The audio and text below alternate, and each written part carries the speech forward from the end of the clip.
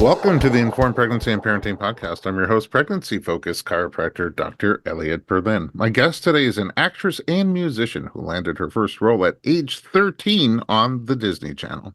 Since then, she's not only graced our screens with memorable performances in hit shows and films, but also enchanted us with her musical talents as one half of the pop duo Aly and AJ. As she embarks on the beautiful journey of motherhood, she continues to inspire with her dedication to her craft, all while preparing for the arrival of her first child. Aly Michalka, welcome to the podcast. Hi, how are you? Oh my gosh, I'm excited to talk to you. You're kind of amazing on a million different levels, and I'm going to try to draw them all out and ask what people are thinking. But let's start at the beginning. Where are you from originally?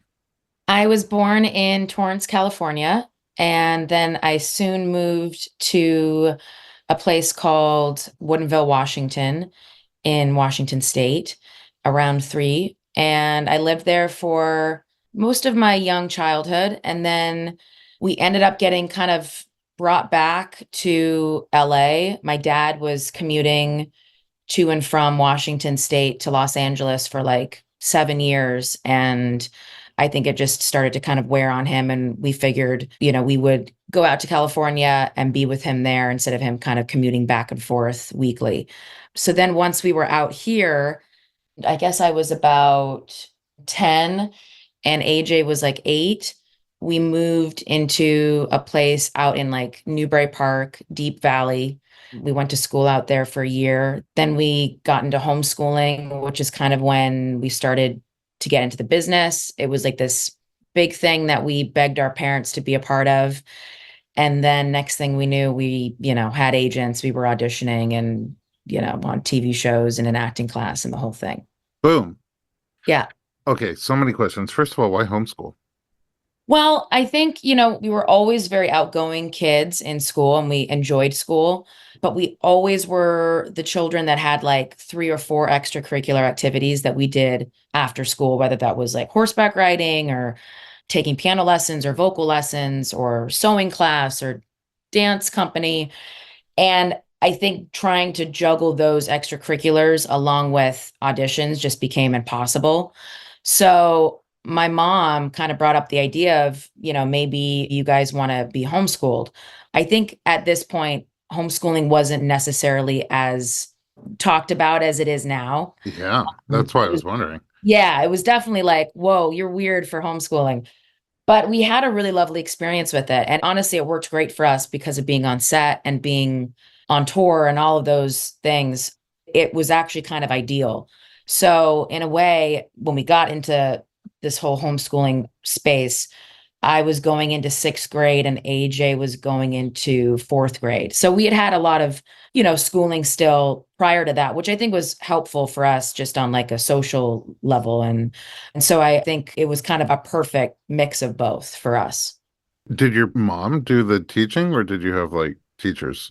Yeah, my mom did the teaching. And then the one thing that she wasn't like quite strong enough at was math. So we had like a math tutor that would come in weekly and would help us with our assignments. But she like found our curriculum. Like she would go to this like convention every single year where other moms would go and pick out the curriculum for their kid that year. And this was all done through the state, like you had to send in all your requirements and papers. And then we kind of pivoted to a charter school because it became slightly easier on my mom, where she didn't have to find the curriculum herself. But we started those first couple years where it was just her finding all the assignments. And, we were on this curriculum called like Sun Life curriculum or something. I don't know. But we loved it. And we had school from like 9 to 2 or something every day. And it was just AJ and I. And then there would be some like weekly get togethers with kids, that were homeschooled in the area that you could go and like do a PE class with or something. So Oh, we weren't totally isolated. we homeschooled our kids for a couple of years and it was amazing. First of all, I think that homeschool is much more efficient than traditional school because if you're teaching 21 kids to read until they all get their books open to the right place, and while each kid is reading for their 2 or 3 minutes, my kid's probably counting ceiling tiles or I don't know if they're like me wondering what else you can stuff into an M&M besides all the things they've already thought of. So at home, you have your kid read and then you move on, and so Yeah. it created a lot of available time for them to do extracurriculars without taking away from their curriculars. Totally. And I think it also helps for certain kids that might be ahead in one subject matter or behind in another. Sometimes in school, you can kind of feel that pressure of like, oh, I've got to get this assignment done, or you've already finished the assignment. So now you're kind of just sitting there twiddling your thumbs. So I do think in certain ways it was really good for us. And we always had great teachers on set that were very hands-on. And usually when it's you on set with a school teacher, it's you and maybe two or three other kids at most. So it's very focused. You said that at 8 and 10, you and AJ were like pushing, we want to get into the biz.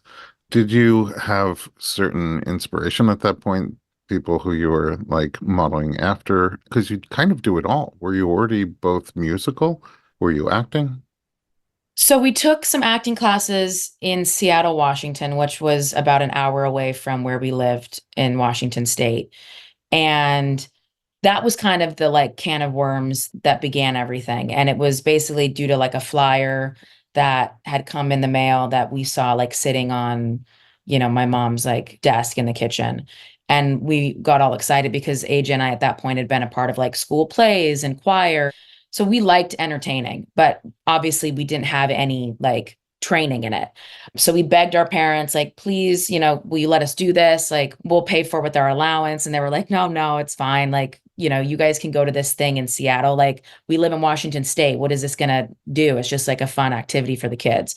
And then, funny enough, that ended up actually being like a legitimate, like, acting class that agents from LA came and scouted children at to sign to bring out to LA. So we both kind of got scouted from that class. Nothing really came of it until, we got to LA and we followed up with those agents and said, hey, we're here now. Like, are you maybe interested in taking a meeting with the girls? And that was all just because of us begging and pleading. So, we were definitely kids that loved to entertain at a young age. And we were always singing. And I think that was probably our earliest form of entertainment and creativity was singing. And then I think just role playing in general, it was always AJ and I role playing like 24/7. I mean, to the point where I think it was good because it kept us busy, whether we were at a dinner and we were out with our mom and dad or we were at home. I mean, we could just entertain each other for hours in our room, having this whole make believe world. How was the business? You see a lot of people get into entertainment at a young age and sort of drift into bad areas of life, bad experiences. How was that for you? Did you avoid that? And if so, how did you avoid it? Otherwise, how did you deal with it? I think somehow we avoided it. And I think it was due to a few things. I think it helped that AJ and I had each other and we were so close in age as sisters that we could really relate to what was going on, whether that was, being rejected from a job or, just whatever it might have been, having the public kind of, watch you, whatever. And I think also on top of that, our parents were very involved in terms of we were not left alone on set unsupervised. It was very much like my kid is underage. I'm on set. I'm behind the monitor. If they're at lunch, I'm sitting at a table next to them. If they're in school, they're in the schoolroom. But like it was not just a dropping my kid off and I'll see you in, 9 hours.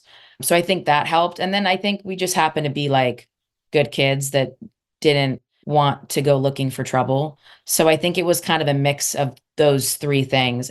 I think my parents were always weary of us being taken advantage of from really anyone, So I think they looked at it like this is a place that people can take advantage of kids, whether that's financially, emotionally, physically, sexually.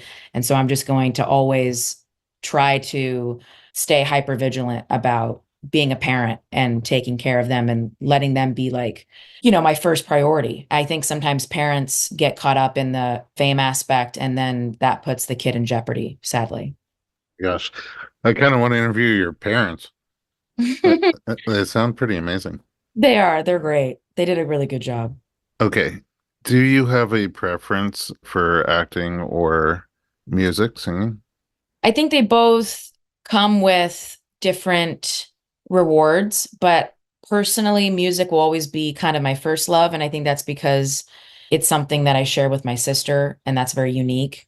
And I think on top of that, it's something that we're able to cultivate on our own without, I mean, obviously, you need a producer and you need someone to distribute the music, but it's different than like a film or a TV show. There's a lot more moving parts, and you're at the whim of a studio, a production company, all of these things working together to make sure that the project gets made and gets put out. Whereas with music, it's a lot more insular. So, we can kind of hammer away at an album and work on that with our collective, group of collaborators. And then we can decide to put out a song, and we can decide what the theme of the album will be and how we'll dress and what the music video will look like and what the font of the album is. And you don't really have that kind of creative control when you're coming in as an actor. You're kind of a very small puzzle piece, unless you're, wearing multiple hats and you're also the producer and you're also the writer and you're also the director or something in that sense. So I think that's maybe why music will always kind of draw me in a bit more than acting. And I think that's only because it's just more personal in terms of the kind of hands-on creative control I get to have with it. Yeah, I mean, that also seems to come with, an acting, you could just get your script, read it, go on set and Yeah. go. Whereas, it seems like with writing music and performing music, it's almost like farm to table. Like from the very early stages, you create something from nothing and put all the little pieces together, sort of like a restaurateur who also is a farmer. Yeah, that's a great analogy. Well, thank you very much. Once in a while. I like farm to table. Farm to table. Okay, we should take a little break. When we come back, I do have a couple of more curious questions about career, and then we're going to jump into what's going on in your immediate life with that human growing inside you. We'll be right back.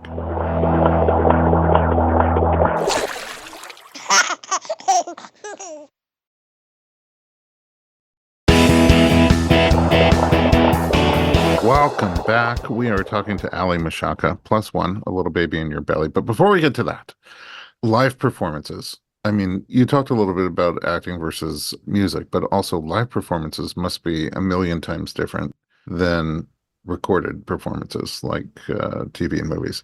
The feel of the crowd, the interaction with the crowd on one hand, and then also the fact that there's no like, what's my line? Or cut, let's do that again. I mean, I used to be a theater kid. Are there like really cool, embarrassing behind the scenes stories that you've experienced at live shows or places where you've just had the show must go on? I mean, we've definitely said the wrong city, and that has happened more than once.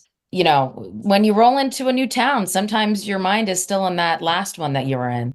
So I would say that's probably happened the most, but still maybe like half a dozen times. I wonder if that's the opposite, because usually when you say the right town, they go nuts because Right, it's their town. exactly. Oh, we've done it where we've said like New Jersey and New York type of thing, and Oh, that was not great. Yeah. no.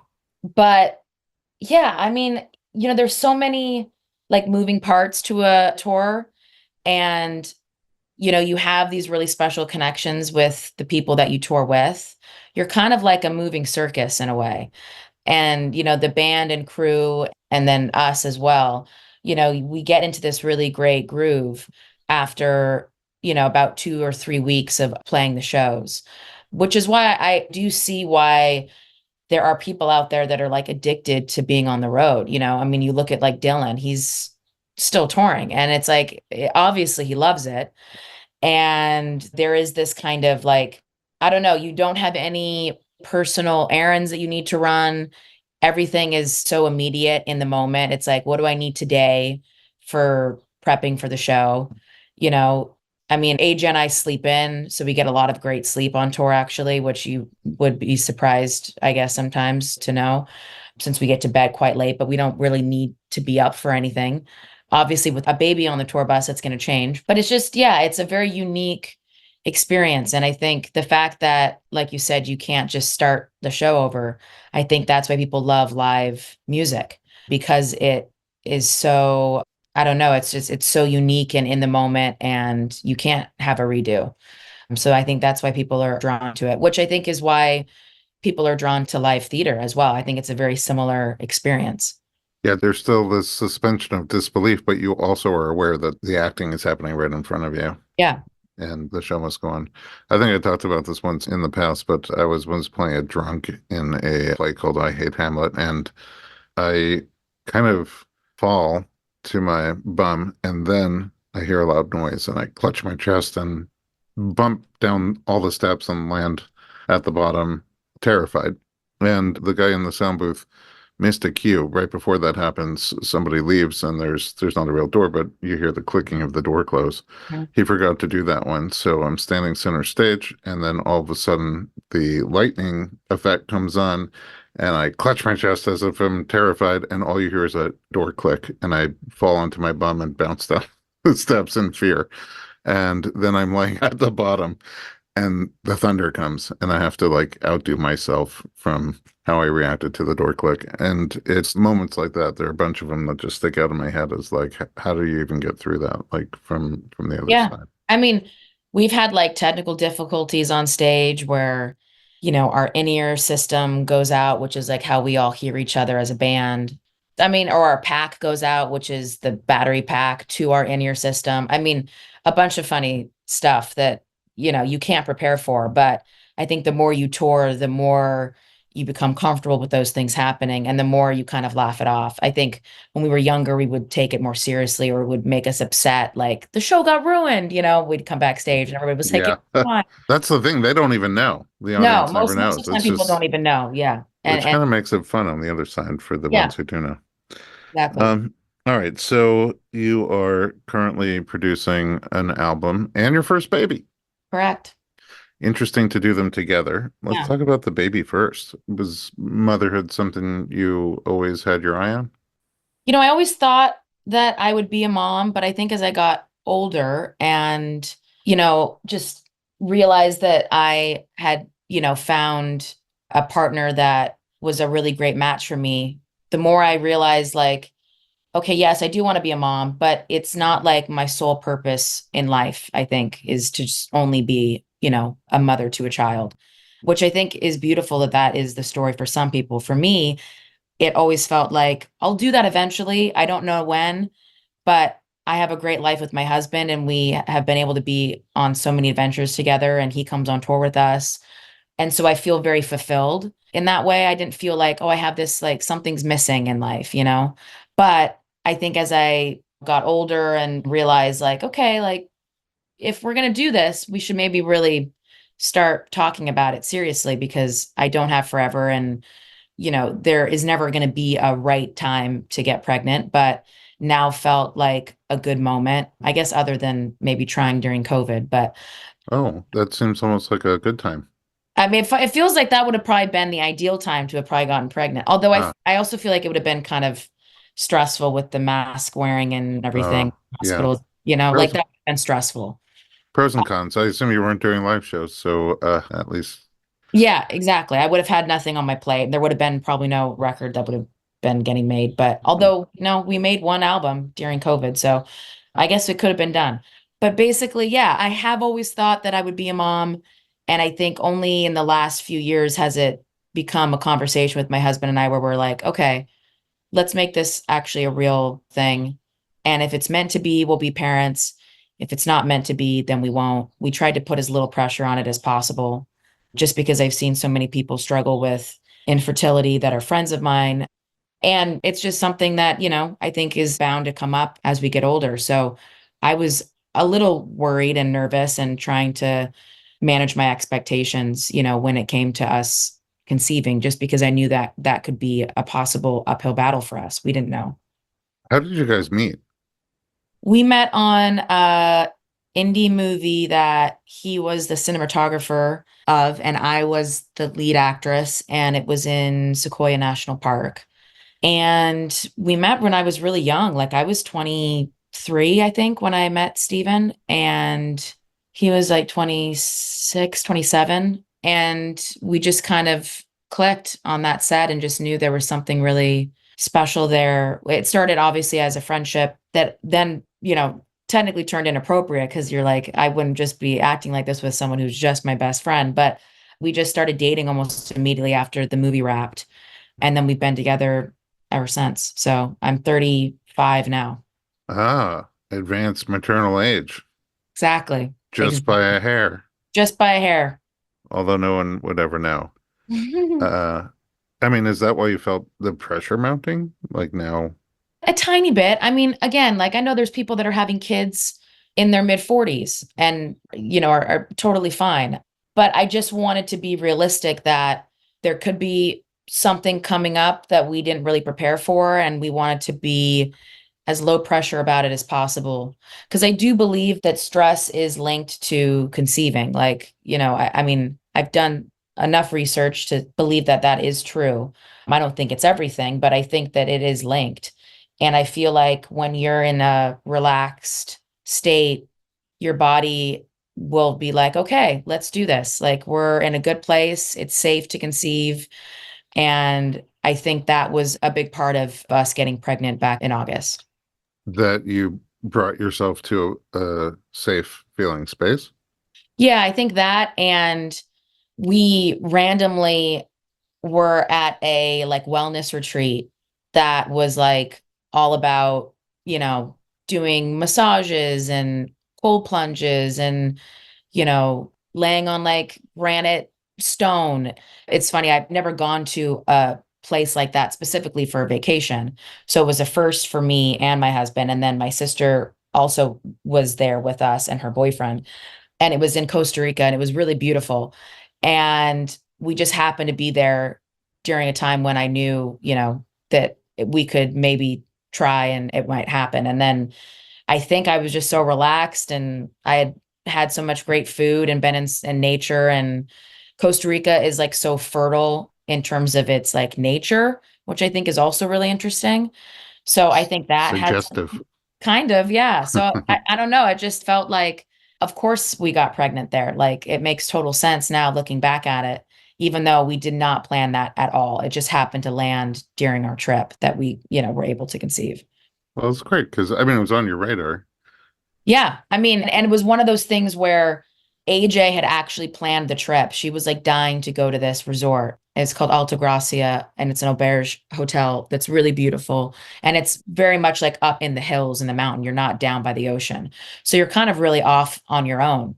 And we were there for like 5 or 6 days. And yeah, and then I ended up finding out that I was pregnant the morning of the Greek show when we played the Greek here in Los Angeles, which was about 3-ish weeks later, a little bit more. And it's funny because I'm like, what propelled me to take the test that morning? I don't really know. I mean, I knew that I was like 8 days late, which was abnormal for me. Like I kind of knew my window, but I was like 8 days. I was like, that's a lot now, And I was like, I guess I could wait tomorrow. And I was just like, I'll just take it, whatever. Like I already had a pregnancy test like under my sink. And then I just took it and I was like, I mean, it was like almost immediate, that it was like, you're pregnant. And like, I just was like, babe, you should come in here. Yeah. And then, literally like, I don't know, 10 hours after that, we were on stage playing like our biggest show to date as a band. But I chose not to tell AJ because I really wanted her to be in the moment that evening. I mean, it was hard for me to be in the moment in a way because Sure. I was thinking of that while I was on stage, but I also was like wanting to focus on our show and what was going on that evening.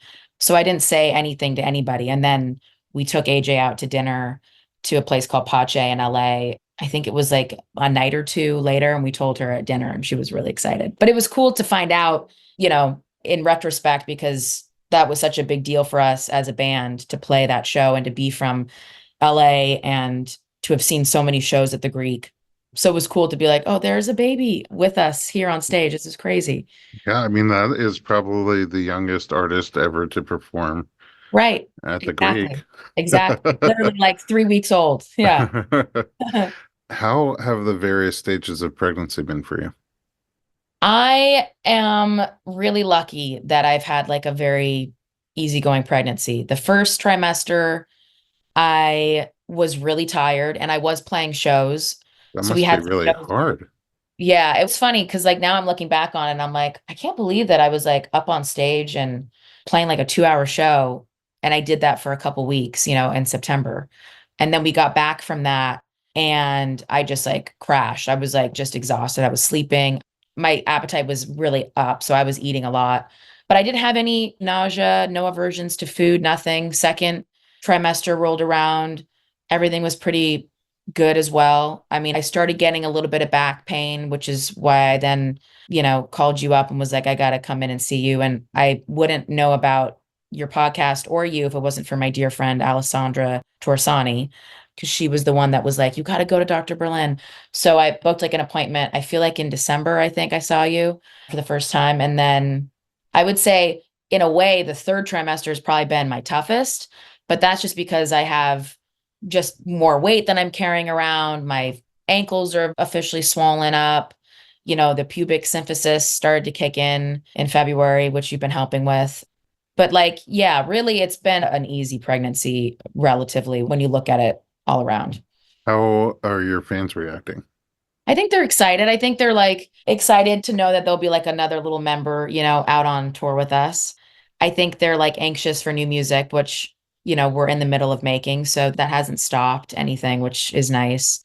But yeah, I think it's one of those things where, it's even hard for me to like wrap my head around the idea of like, oh, wow, my life is going to change so dramatically in just the course of like a month. And I've just always been someone who's independent and not needing to really take care of another little human being. I mean, obviously, I have dogs and they need to be looked after, but that's definitely different than a child. So I think the shock of it all is like setting in where my husband and I keep looking at each other like, this is really happening. It's like, yep, like we have the bassinet and it's right next to the bed. And like, I just folded a bunch of like baby laundry. And I mean, it's real.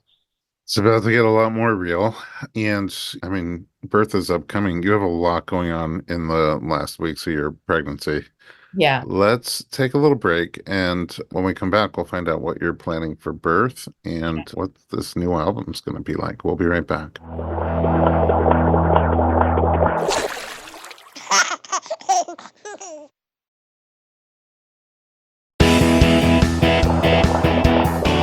Welcome back. We are talking to Aly Michalka plus one. How many weeks are you now? I'm exactly 35 weeks right now. Wow. Yeah. Wow. You Today. don't look a week over 33. Oh, thank you. You're welcome very I much. feel so much like just slower. I'm like waddling around kind of in the house. Like it's funny. I mean, I would say in the last 2 or 3 weeks, my body really shifted where I'm like, oh, okay, yeah. Yep, definitely feeling that I'm like carrying a full-on human. Because for a while, like, I mean, I did feel pregnant and I definitely looked pregnant, but like in certain ways, I could kind of maybe conceal it or hide it if, I was wearing something that was like a, large sweater or shirt or something. But now it's like, oh, it's obvious. Yeah, there's no hiding it now. I mean, you wear it really well, but still at 35 weeks, it's a lot Yeah. of energy that you're constantly putting in 24/7. And then when you move around, it's a lot on your joints, a lot on your frame, Yeah. and your spatial awareness is probably a little different than it Totally. used to be. Spatial awareness is weird. My girlfriend told me actually that she like became kind of clumsier. And I was like, really? And she was like, yeah. She's like, I think it'll happen to you. And like it did, like 100%. I'm like stumbling around and like we are dropping something. And then I'm like, I can't reach that really. Like, or if I try to reach that, it's not going to feel great to grab it. I think that's why I'm in that moment. Birkenstocks became the official shoe of the third trimester. I mean, not really, and they're not a sponsor yet. But a great point. Those are kind of the perfect shoes. Although my feet might almost be too swollen to even get in my original Birkenstock. So I might need to get size up. Yeah. I see. It's such a good thing for them to sponsor the third trimester pregnancy. An There you extra go. set. There you go. Okay, so you're having the baby. When did you start thinking about a vision for how you'd like your birth to go? I didn't think about it until I got back from the road.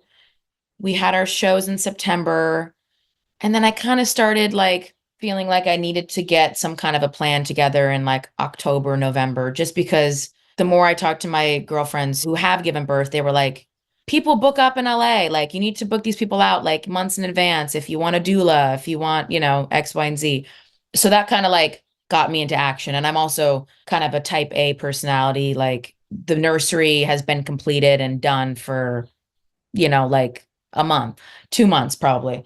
So like I'm not somebody who's like last minute, like trying to figure stuff out and juggle everything. I just kind of want to be like, it's all set, it's handled. The only thing that we haven't secured yet is a pediatrician, but I'm also not worried about that. So really, yeah, like in the fall is kind of when I started finding some great resources that led me to my birth team. When you say in the fall, how many weeks into the pregnancy were you? I was probably, I don't know, maybe 10 or 12 weeks into the Okay, so pregnancy. just getting out of the first trimester. In your non-pregnant life, are you more medical, or are you more natural, holistic, or somewhere in between? I would say I'm kind of in between. I didn't grow up in a holistic leaning home, like at all. So it's interesting that my birth plan is definitely leaning more holistic than medical. And I don't know exactly why that is. I think it's just my husband and I doing a lot of research, a lot of reading, talking to people, asking a lot of questions, listening to your podcast. I mean, talking to you. You were, I think, a large part of why I decided to do a home birth. I mean, I came in and at that point, I think I had met with a bunch of doulas at this stage when I met you, which is interesting because I guess maybe that was back in, I think that was in like December. Maybe I'll fact check that. But at that point, I had chosen my doula and she had recommended that I meet with a midwife just to see if I vibed with it because everything that I was telling her about what I wanted my birth to be made her think that a hospital birth was probably not what I ultimately wanted, even though I was set up and I had the doctor and the OB that I had been going to at Cedars and I had a great relationship with him and everything was fine. Then I came in and saw you and sat down and was like, my doula's Ivy and she's really wonderful. And you're like, oh, she's great. What's kind of your plan and what are you looking to achieve? And then you were like, I'm not convinced that you should have like a hospital birth. I don't know. You said something like you're giving me like a home birth vibe, at least from everything that you're telling me. And you should just give it a shot in terms of meeting with a midwife. And the midwife you suggested is the midwife Ivy also suggested, which is weird. What are the odds? What are the odds? Wow. Yes, I remember meeting you for the first time, and I remember everything you told me that was important to you didn't sound like what happens at hospital birth. Not that Right. hospital birth is great or terrible, or home birth is Yeah. great or terrible. It's just like generally we're trying to look for what is it that you want? What do you envision? What is your nervous system seeking out for the place where you bring this baby into the world? And everything you said just sounded like what happens outside the hospital at Yeah. birth. And as a doula, I was once at Cedars and they had an event for doulas and other childbirth professionals hosted by the hospital where they were building community and really trying to figure out how to support different types of birth intentions and preferences and to be more inclusive and supportive to them. But one of the speakers representing the hospital got up and said, look, if you're buying a hospital ticket, you're going on a hospital ride, and you need to know that. And you just didn't sound like you wanted a hospital ride. I think you're right. And I think I was at a place in my research and just in my journey of finding, my ultimate birth team where I didn't have like the confidence or maybe the language to know that. And I needed some other people to just be like, hey, just so you know, all these things you're saying actually mean this thing. And maybe you should just take a step back and be open minded to this because it really was never something that I even thought really twice about. And I think the interesting thing about all of this was the first thing that I kind of did in terms of my step towards finding, kind of my team was I knew I really wanted to do a hypnobirth, which is interesting too in its own self because that is also very holistic leaning. And that was because of Alessandra. She was like, I really recommend this. It was a huge help for me in my delivery. She's like, I'm going to hook you up with Alicia Tamburi. She's awesome. You can start taking, a session with her. I think I started taking them in, I want to say maybe November. And I loved it. And I, was taking those sessions with the intention of like, I'm doing a hospital birth. And then like halfway through switching to being like, never mind, I'm doing a home birth. And everybody in the class was doing a hospital birth. So I think I was the only one in my class who was doing a home birth. And it was cool because I had another girlfriend that I roped into the class and she was able to be a part of it as well with me. So that was really special. But like, I just remember when I did make the phone call to Bliss and I spoke with her over the phone and said, this is kind of where I'm at. I know that you live close by to us and you're local and I'm sure you're like sought after because you're kind of the woman out in this area. But if you have availability, like I'm due in May, I'd love to meet you. And then we had her over to the house, and my husband and I were just like, I think that's it. We still did a tour of Cottages Hospital, which is like down the street. And I felt even more confident about doing the home birth after going to the hospital. Funny enough, I was just like, I'm glad I saw this. And I know this is like a backup if there was a transfer, but like, I feel even more sure that we made the right decision. It's interesting as you're talking and this whole vision is coming together. I've been to birth with a lot of the people you're talking about. I've been to birth with Bliss. I've been to birth with Alicia, and all those energies just seems like such a good match for you. And also, if people are curious, we have episodes of the podcast with all of them, with Alicia Tamburian, hypnobirthing, with Bliss Young, it's spelled Blyss, on lots of different topics, including water birth is one of the more fascinating ones I remember, and Alessandra and her crazy pregnancy and birth Yeah. story. Okay, so in the end, are there certain things that you're more excited about, anything that you're worried about, and how are you kind of handling those feelings? The thing I'm weirdly like least concerned or worried about is the actual delivery. I've been like that since day one. Like, even without having really any knowledge, I just knew like I'm going to be okay with this. I know I can handle this. Like, I know our bodies are meant to do this. And it was more just about giving myself tools to put me in that mental state that will help support me. I also have like such an amazing husband that's going to be like just there with me, like completely connected the whole time, which I think is also like really unique and special. So if anything, I'm more like, it's the aftermath of everything that I'm, just slightly overwhelmed by. Like the sleep cycle and the feeding and how often am I waking up and, am I getting enough sleep because I'm somebody that really loves to sleep. Like all of these things that feel overwhelming, and I'm sure I will still be overwhelmed when it's happening, but like those things are more on my mind than the actual delivery. The only thing that makes this like slightly complicated is that I'm making this record, with my sister in Topanga Canyon, literally like days up until my guest date, really.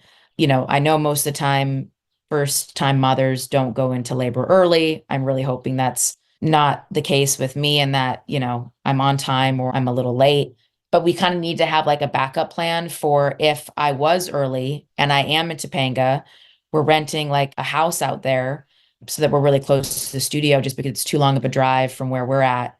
And it's actually too long of a drive even from where AJ's at to make that every single day when we're, in the studio for 10 hours, especially with me pregnant. So we kind of had to figure out like, okay, I have Ivy, my doula, who's able to like come to me and she's flexible. She's based in Ventura County. And then the woman that she works with, that's basically her kind of partner that would relieve her if she's there for hours and hours and needs a break, is Mary, who's really wonderful, Mary Skinner.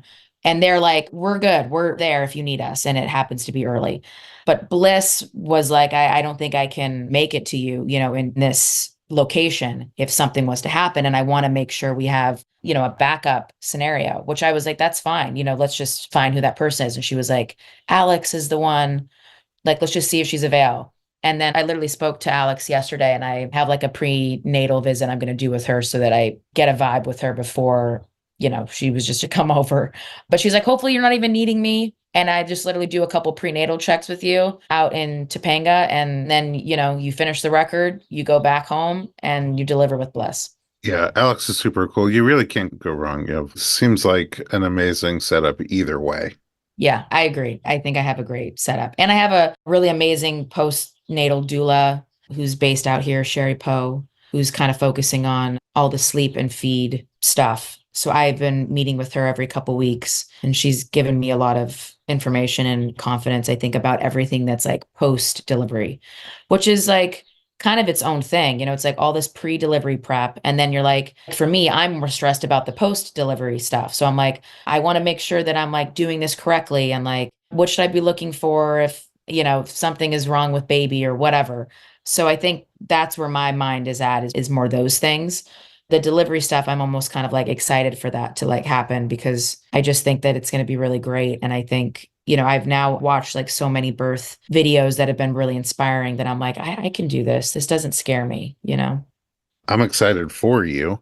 First of all, I'm excited for you for the birth and the energy that you have around it, but also I'm excited for you that you've started to really put effort into postpartum now. A lot of people don't. And I sort of understand why they don't, but then I think they fall into sometimes the postpartum struggle even harder because they haven't done any preparation for it or even explored what it might be like. And it can come across as a lot more startling than what you expected. So kudos to you for that. I think it'll go a long way. A few more questions for you, and then we're almost out of time, but then you're going to come back I'll come back for round two. Yeah. after this baby is born. Mhm. One question I have is, home birth is always part of a flow chart. If things are going well and you're feeling good and they're progressing, you give birth at home. Sometimes things come up for one reason or another, and the plan changes and you go give birth at a hospital. Are you open for that? Do you have bandwidth and mind space for that? Yeah. We had the whole team over here like the other day and we did this kind of like, I mean, they did this ritual for me, which was really sweet, like a blessing. And I just felt like really just at peace and calm about it all. And we talked about, you know, any kind of thing that might come up that we just want to be prepared for.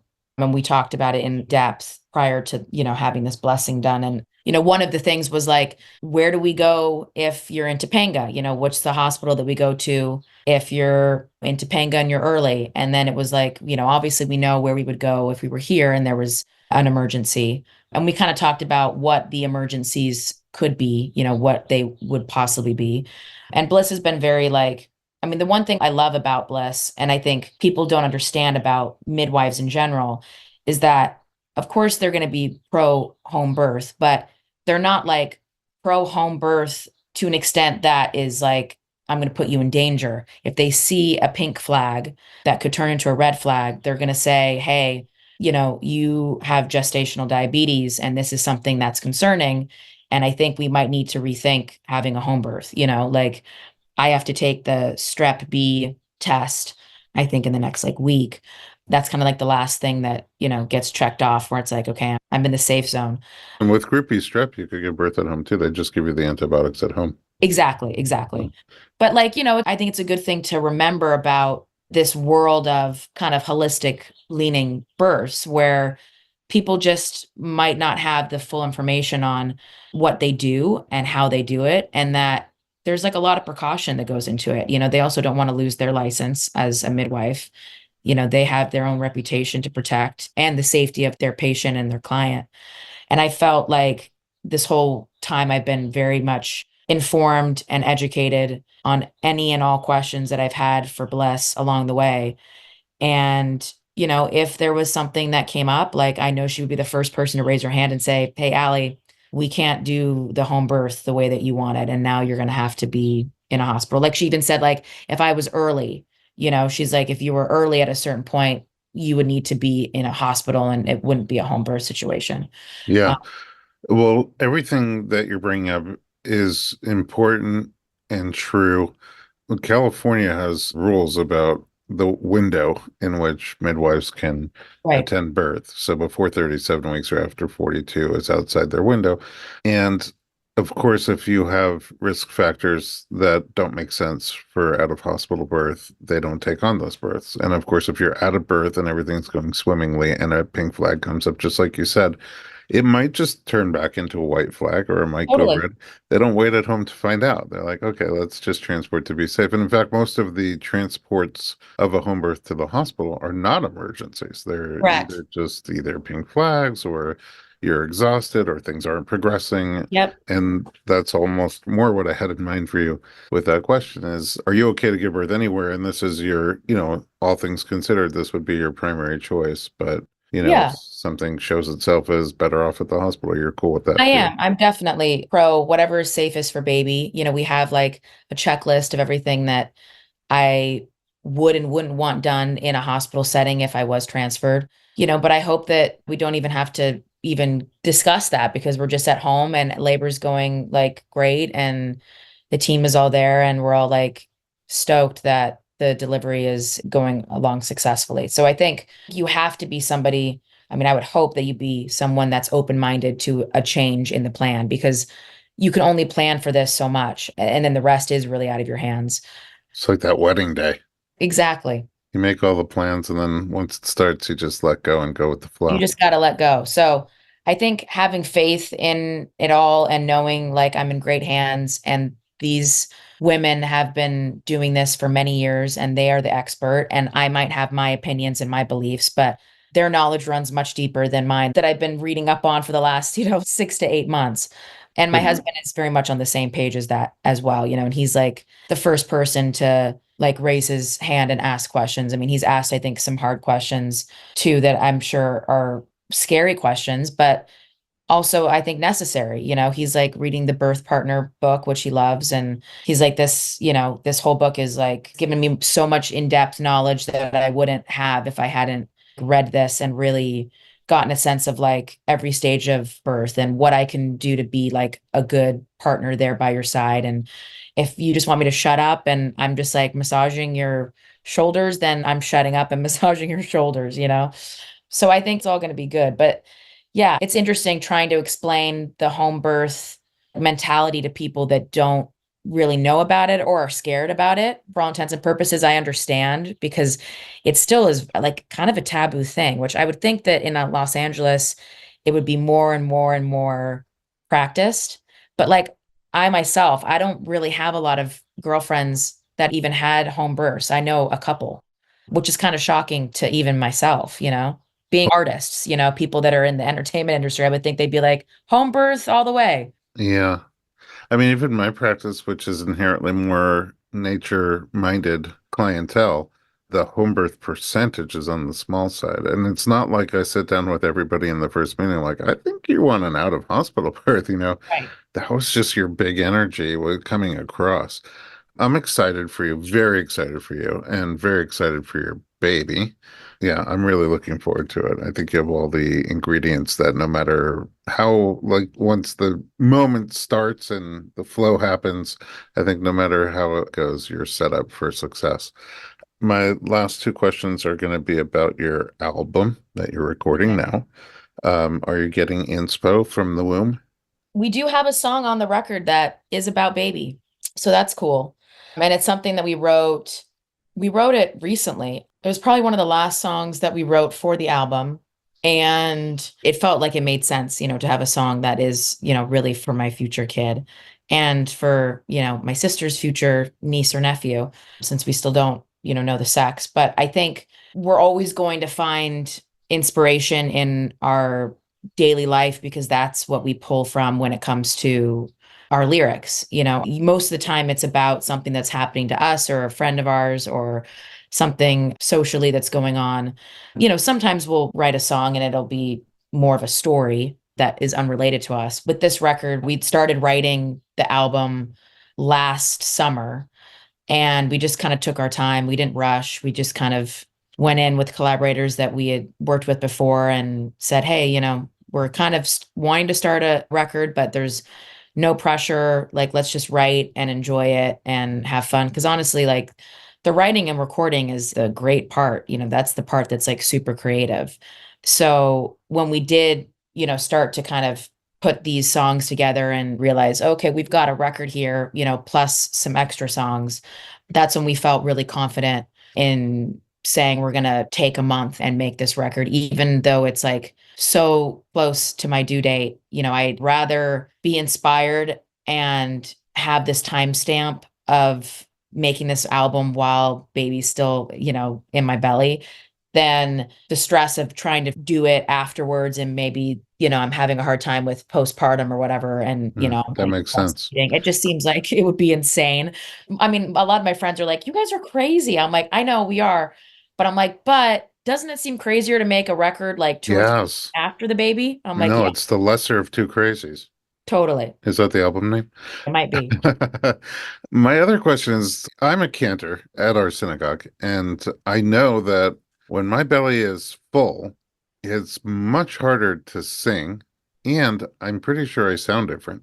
Is this something you've been working with, noticing?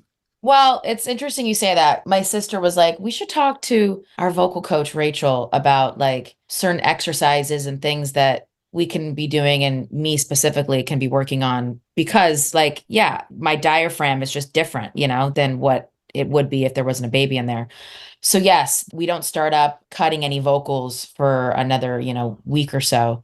So I do plan on having a discussion with her about how can we like best set me up for success vocally. But even just singing like on our demos and stuff, even when we're writing songs, like I don't feel like it's affecting my voice. If anything, maybe my breath is a little bit affected, like I maybe can't hold something quite as long, but I just have to be more conscientious of it, or I'm just kind of like, okay, I need to like breathe deeply in the right way, not, in my throat, but in my actual like gut.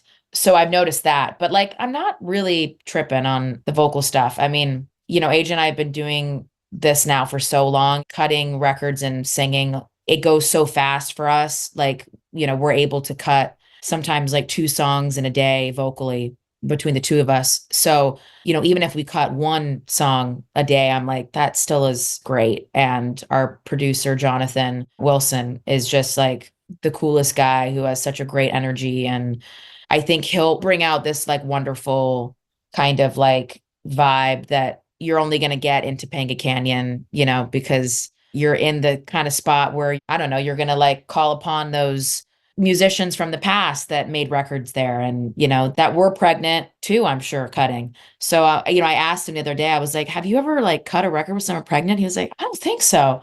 And I was like, well, I go, well, we'll be the first. So, get ready. But like, yeah, I think it'll be fun. And I think it'll be soothing, hopefully, for baby. Hopefully, baby's like digging it and listening to a lot of the music and is like chilled out. I just got to find a good seated position in the control room where I'm like listening to songs and hearing the band play where I'm comfy because I can get kind of uncomfortable easily, So I'm like, I just got to get like the right pillow and chair and like get my legs elevated and, giant water by me and I'll be good, I hope you're taking pictures of all of that. Oh, yeah. We'll have a lot of film pictures and a lot of motion pictures. So we'll have both. Perfect. All right, predictions. I know you don't know the sex of the baby. Do you have a prediction? I've gotten like really mixed on both boy and girl with my friends and family members. My mom and my sisters say girl. Steven really wants a girl, but would be happy with either. He's like the ideal like girl dad, like to a T. So I kind of Oh, selfishly want that for him. I kind of feel like it's maybe leaning girl, but the baby like hasn't come to me in a dream or like shown me a sign or anything. But I don't know. Maybe it'll come in the music. I'm not sure. I have a strong sense. Do you want me to tell you? Yeah, tell me. Girl. Hmm. And the interesting thing is, I'm wrong about 80% of the time. Got it. Well, maybe you're right this time. Could Random. be, could be. We'll find out in the after. Did you know about your kids or did you guys wait to? Yeah, the first one, my father died when I was young, and we name our kids after relatives who've passed. Mhm. And it starts with parents, and then if there are no more parents, then name for you go to grandparents, and there's a whole. Yeah. So I felt such a connection to him in the womb, even though we didn't know. And I was like so sure that this was the boy who's going to be named after my dad. And he was. So after that, the second one, we didn't really know, but they each have fetal nicknames.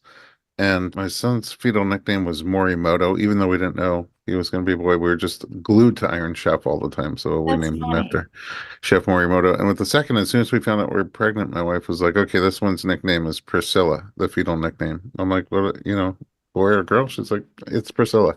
And it was a girl. And then after that, we didn't really care, especially we had one of each already. And so her fetal nickname was Polenta, but there's a whole story behind that, maybe for the after episode. And then when she came out a girl, my oldest sort of freaked out a little bit because he kept saying, oh, we don't care as long as it's healthy, a boy or girl. And then it came out a girl. He's like, why is she a girl? We already have a girl. And I'm like, I don't know if you realize this, but we also already have a boy. Anyway, That's funny. the fourth one we did find out because I was like, he's going to need a lot of help if this one's also a girl. So Right. It's like him against three girls. Yeah. yeah, just in his mind, he was like looking for a little buddy. And we did the test early on, tell me pink or blue, and it was wrong. There's a 96% chance it's right. It was wrong. So we thought it was going to be a girl. And we tried to No. set him up for the fact that it was going to be a girl. And then at the 20-week ultrasound, there was boy parts. And I'm like, uh-oh. Oh So my then, and God. he's like, don't worry. I knew the whole time it was a boy. Anyway, my predictions in general, I'm wrong more than I'm right, even though this is what I do all day and all night. But I'm getting girl vibes from you. Do you have a prediction on size? Ooh, prediction on size. Bliss did say that I'm tracking on the smaller side. Like she's like, you just carry small. But she's like, you're totally like when she's measuring my belly, she's like, you're spot on, you know. I'm gonna say 7 pounds. I was 7 pounds 2 ounces, so we're in the same there, very close. What are you Uh, guessing? 7 pounds 2 ounces is my Okay. guess for you. Okay. And you are carrying small, but you're also, I think your body type keeps the baby in a little bit more. So you might be more up and down than, pushing out. I'm not sure. I go 7.2. And then you have a prediction like 39 weeks, 40, 41. Well, I guess I would really love if the baby came on May 12th or May 14th, which I guess that puts me at, what is that? If I'm 35 this week, that's at 40 or I guess so. What's the actual due date or the uh, guest date? guest date is May 14th. Oh, okay. So that's 40. Yeah. Why 12 or 14 and not 13 out of curiosity? I'll keep it short, but there's two reasons. So, May 14th, which is my due date, I lost a really dear business manager that, AJ and I had been with since we were like teens last year. And his birthday is May 14th.